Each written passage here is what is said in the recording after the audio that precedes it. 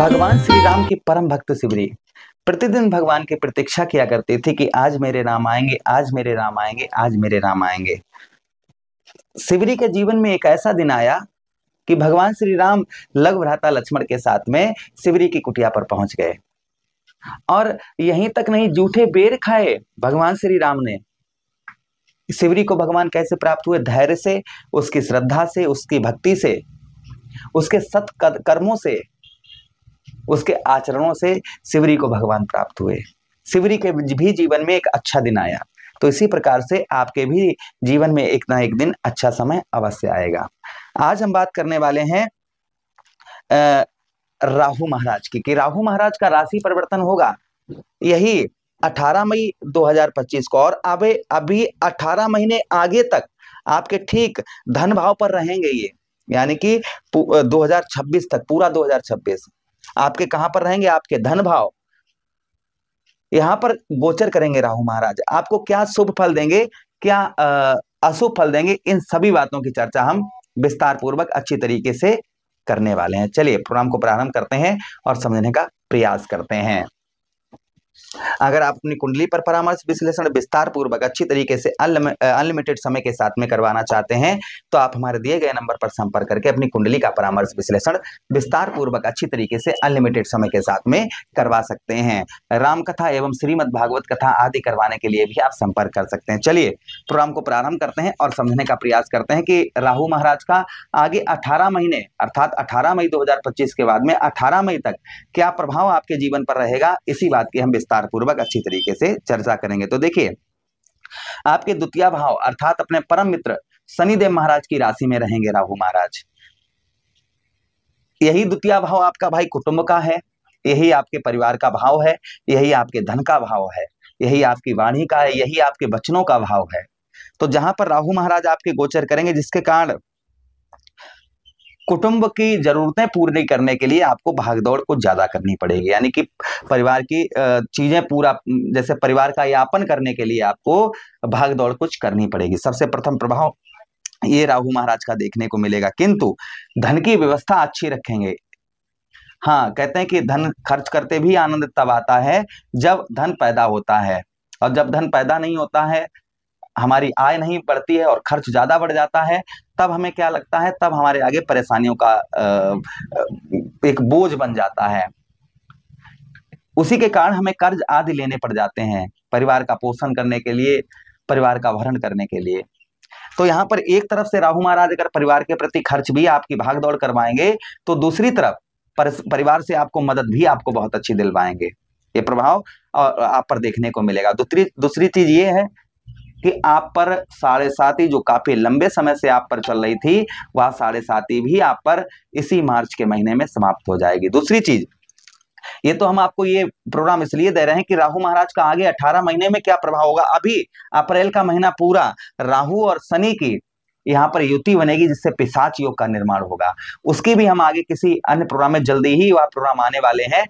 राहु और शनिदेव महाराज का जो पिशाच योग बनेगा, इससे क्या होगा, इसके बारे में भी एक प्रोग्राम हमारा जल्दी ही आप लोगों के लिए आने वाला है। अच्छा, उसी के साथ दूसरे भाव पर जो प्रभाव आपको देखने को मिलेगा राहु महाराज का, वह ये भी मिलेगा आपको कहीं ना कहीं कुछ परेशानी रहेगी, लेकिन उसके बाद भी आपको लाभ प्राप्त होगा। उसी के साथ ही साथ यहाँ पर आपके द्वितीय भाव पर किसी से भी आगे आप वादे या वचन प्रॉमिस कर रहे हैं, तो वह प्रॉमिस आप वचन वादे सोच समझ कर करें।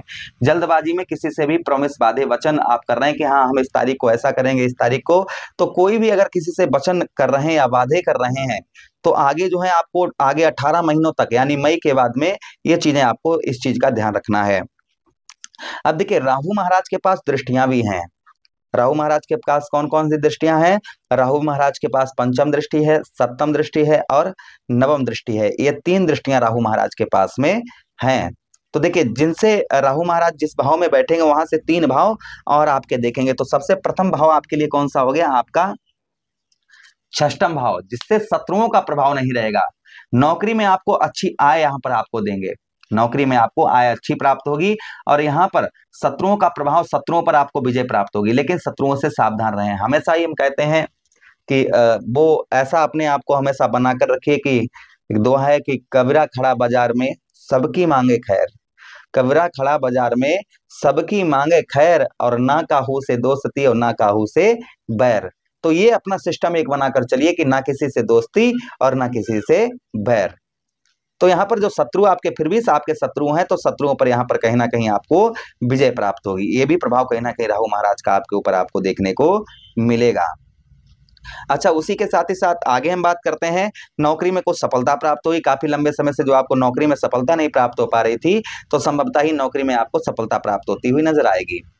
अच्छा, उसी के साथ ही साथ में आपके षष्ठम भाव पर यहाँ पर अनावश्यक चीजों के लिए आप कर्ज ना लें। आगे आने वाले समय में अनावश्यक चीजों के लिए, जैसे अपनी शौक पूरी करने के लिए आप कर्ज ले रहे हैं, कहीं ट्रेवलिंग करने यात्रा करने जा रहे हैं तो कर्ज लेकर जा रहे हैं, अपना व्यवसाय शुरू करने जा रहे हैं तो पूरा ही कर्ज उठा रहे हैं।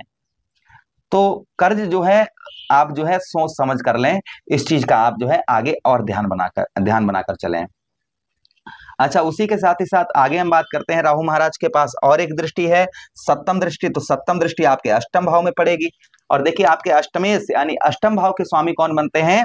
आपके अष्टम भाव के जो स्वामी बनते हैं वह बनते हैं सूर्यदेव भगवान। सूर्य में और राहु में जो संबंध है दोनों ग्रहों में, वो शत्रु भाव के संबंध हैं। अर्थात राहु महाराज सूर्यदेव भगवान को ग्रहण लगाते हैं। यहाँ पर अष्टम भाव में आप कोई भी, यहाँ पर आपको जमीन जायदाद से रिलेटेड केस वगैरह आप पर चल रहा है, जिसमें आपको मुकदमा वगैरह ये चीज चल रही है जमीन जायदाद से रिलेटेड, तो आपको इसमें विजय प्राप्त होगी। हाँ, कभी कभी आपको मानसिक तनाव, डिप्रेशन, ये चीजें हो सकती हैं, इसलिए व्यर्थ की चीजों से आप दूर रहें और कोई भी कार्य को जल्दबाजी में करने का प्रयास ना करें, इस चीज का आगे ध्यान रखें। उसी के साथ ही साथ कुछ आपकी पत्नी से अनबन देखी जाएगी, इसलिए पत्नी के साथ में भी रिलेशन आप अच्छे बनाकर रखें, ये भी ध्यान रखें आप। ऐसा नहीं कि छोटी छोटी बातों पर आप जो है लड़ाई झगड़े पत्नी के साथ कर दें, ऐसा ना करें। अगली दृष्टि आपके दसम भाव पर पड़ेगी, जिससे आपको व्यवसाय के क्षेत्र में, दसवें से आपके शुक्र बनते हैं। शुक्र में और राहु में जो संबंध है दोनों ग्रहों में बड़े उत्तम संबंध है, अच्छे संबंध हैं, जिससे आपको व्यवसाय के क्षेत्र में सफलता प्राप्त होगी, राजनीतिक क्षेत्र में भी आपको सफलता प्राप्त होगी। हाँ, अगर आप राजनीतिक क्षेत्र में जाना चाह रहे हैं तो आपको कहीं ना कहीं अपनी एक बार कुंडली का विश्लेषण अवश्य करवा लें, तभी आप राजनीतिक क्षेत्र में कदम रखें। फिर भी यहाँ पर आपको राजनीतिक क्षेत्र में मान सम्मान की प्राप्ति होती हुई नजर आएगी, आर्थिक स्थिति उत्तम बेहतर रहेगी और व्यवसाय आपका कैरियर है वो ठीक रहेगा। ये प्रभाव आशीर्वाद यहाँ पर आपके दसम भाव पर राहु महाराज का देखा जाएगा। चलिए, अब हम उपाय की बात करते हैं कि आपको कौन से उपाय करने चाहिए, क्या उपाय करने चाहिए। तो राहु महाराज को आपको प्रसन्न करने के लिए जो उपाय करने चाहिए, वो सबसे प्रथम उपाय आपके लिए, क्योंकि आपके द्वितीय भाव पर हैं, तो द्वितीय भाव पर है, तो देखिए सबसे पहली चीज, चांदी की ठोस गोली अपने जेब में रखें हमेशा। उसी के साथ पत्नी के कमर में सोने की चैन डलवाएं। पति पत्नी पीले या नारंगी रंग के वस्त्र का प्रयोग करें, ये चीज का ध्यान रखें। उसी के साथ ही साथ में आप जो है हाथी के पैरों के नीचे की जमीन जो होती है, वह जमीन जो है आप जो जैसे हाथी जहां पर पैर रख देता है, उसके नीचे की जमीन होती है, उसमें से थोड़ी सी मिट्टी, यानी कि हाथी के पैरों के नीचे की मिट्टी, वो निकालकर आप शनिवार के दिन, सोमवार के दिन कुएं में डालें, या कुआं नहीं है तो नलकूप के अंदर डालें, तो राहु महाराज का शुभ प्रभाव और आपको देखने को मिलेगा। उसी के साथ ही साथ ससुराल से अग्नि या बिजली से संबंधित कोई भी वस्तु अपने घर पर ना लाएं। मंदिर में आप जुआ, शराब, भांग, गांजा, ये चीजें पीकर जो है आप मंदिर में प्रवेश ना करें, इस चीज का ध्यान रखें। सत्कर्म करें, यानी कि अच्छे कर्म करें, आचरण शुद्ध रखें, तो राहु महाराज के शुभ फल आपको अवश्य प्राप्त होंगे। ये कुछ उपाय हमने आपको बताए हैं।